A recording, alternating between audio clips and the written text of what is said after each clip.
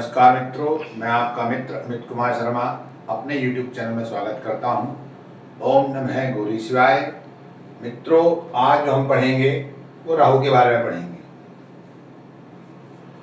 राहु प्रथम भाव से लेकर के चतुर्थ भाव तक पढ़ेंगे, पहला पार्ट। उसके बाद राहु का पंचम भाव से लेकर के अष्टम भाव तक दूसरा पार्ट पढ़ेंगे। इसके बाद जो तीसरा पार्ट होगा हमारा वो नवम भाव से लेकर के द्वादश भाव तक पढ़ेंगे। मित्रों, राहु को लेकर के जो ज्योतिष के मर्मज्ञ हुए हैं उन्होंने ये कहा है कि राहु जो है शनिवत प्रभाव देता है, मनुष्य जीवन में मतलब अपना प्रभाव डालता है। राहु और शनि में बड़ी भिन्नता भी है। जैसे कि राहु और शनि का क्या गुण स्वभाव हुआ करता है कि शनि शुरू में जो है मनुष्य को रगड़ते हैं बढ़िया तरीके से, लेकिन अंततः जो है शनि जो है अंतिम अवस्था में मनुष्य को दे करके जाते हैं, तो सोना बना देते हैं, कंचन बना देते हैं।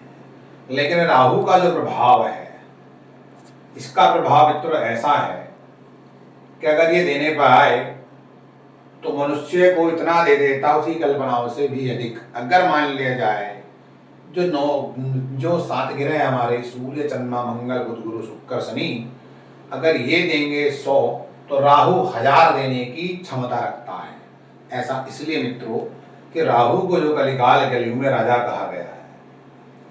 उसके बाद मित्रों, राहु राक्षस ग्रह है जो कि हमारे सिर गर्दन से ऊपर का हिस्सा है।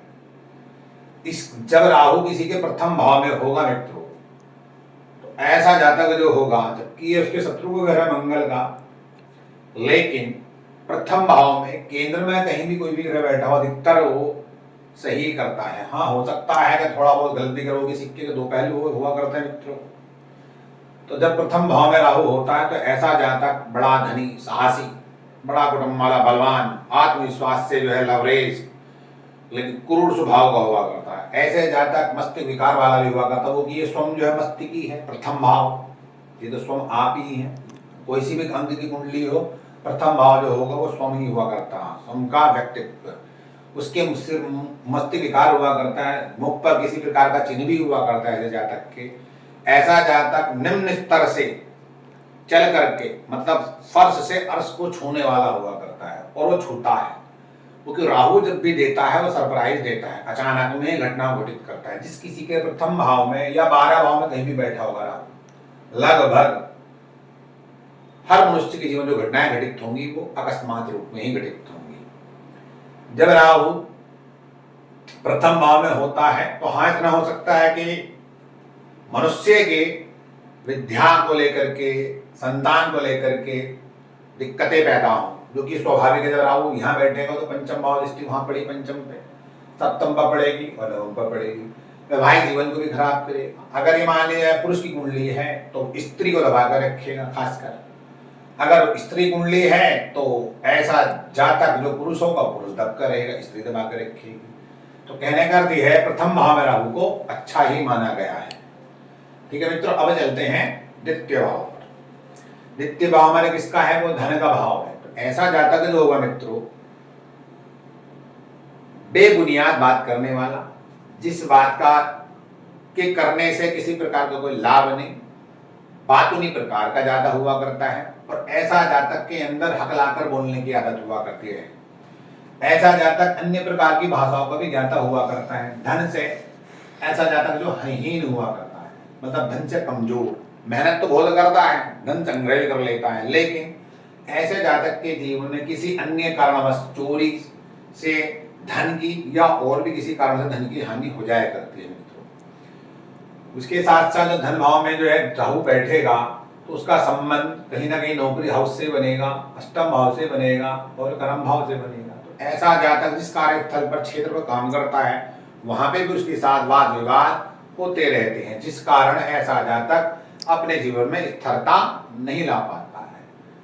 तो आइए चलते हैं मित्रों तृतीय भाव पर। तृतीय भाव ये कहता है, तृतीय भाव में राहु को अच्छा माना गया, बहुत अच्छा ये कारक ग्रह है। तृतीय, षष्ठ, दशम और द्वादश और अष्टम, ये इसके घर अच्छे माने गए। लेकिन ये यहाँ पे बैठा हुआ ऐसा जातक जब राहु होगा तो ऐसा जातक बड़ा ही साहसी, पराक्रमी, प्रतिष्ठित, समाज में सम्मान पाने वाला, विकासशील, चित्रकला का शौकीन एवं ऐसा जातक फोटोग्राफी, एडिटिंग वगैरह विशेष रुचि रखने वाला, उद्योगी, समृद्धशाली हुआ करता है जातक तृतीय भाव में राहु के होने मात्र से। ऐसा जातक जो हुआ करता है छोटे भाई बहनों से प्रेम करने वाला, लेकिन ऐसे जातक के अंदर एक कमी देखी गई, वो अपनी छोटी बहन को लेकर के, उसके स्वास्थ्य को लेकर के कहीं ना कहीं व्यथित रहता, मतलब पीड़ित रहता है। ऐसा जातक जो हुआ करता है मित्रों, बड़ा ही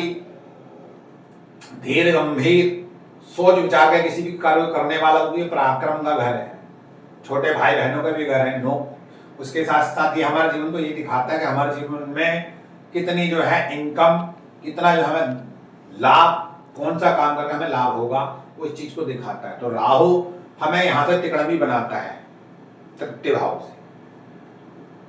ठीक है मित्रों, अब चलते हैं चतुर्थ भाव पर। चतुर्थ भाव में जब राहु होगा तो ऐसा जातक जो होगा मातृ पक्ष को अरिष्ट करने वाला, पिता का धन का व्यय करने वाला, किसी भी प्रकार से घर के अंदर कलह कलेश, आगजनी की स्थिति घटित हो जाए, ऐसे जातक के अंदर कहीं ना कहीं भूमि भवन वाहन से तो खैर उसको सुख प्राप्त होगा, लेकिन घर में कलेश ज्यादा करने वाला होगा, गृह कलेश कह देते हैं, मानसिक मनस्ताप, चिंताएं ज्यादा देने वाला, कहेंगे पूर्व को जाएगा पश्चिम को, ऐसा जातक। लेकिन कहीं ना कहीं ऐसे जातक के अंदर अच्छी बात क्या हुआ करती है कि ऐसे जातक का जो दोस्त हुआ करते हैं, मित्र बंधु वगैरह, वो अच्छे हुआ करते हैं। तो कभी कभी ऐसा भी हुआ करता है जातक मित्र बंधु के सहयोग से, उनके सही दिशा निर्देश से अपना सही मार्ग अपना लेता है। तो मित्रों, ये प्रथम भाव से लेकर चतुर्थ भाव तक मैंने आपको समझाने का प्रयास किया और हमने भी समझने का प्रयास किया। मैं मानता हूं कि आप सबकी समझ में आया होगा। मित्रों नमस्कार, ओम नमः गौरी शिवाय।